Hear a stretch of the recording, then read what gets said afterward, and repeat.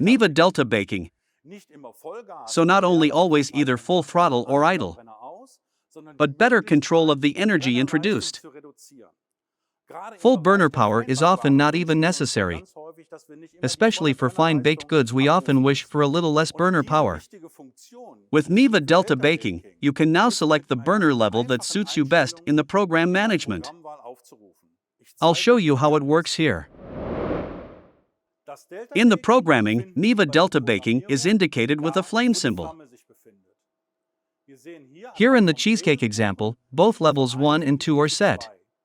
Stage 2 means full burner power. Stage 1 is 15 kilowatts below maximum power.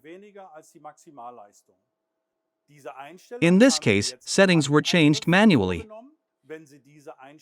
If this setting needs to be stored permanently, please go to the program concerned in the program management to change the program. You also have the option here of selecting either level 1 or 2 depending on your needs and the product requirements. Confirm, go back, and now it's stored permanently in your baking program.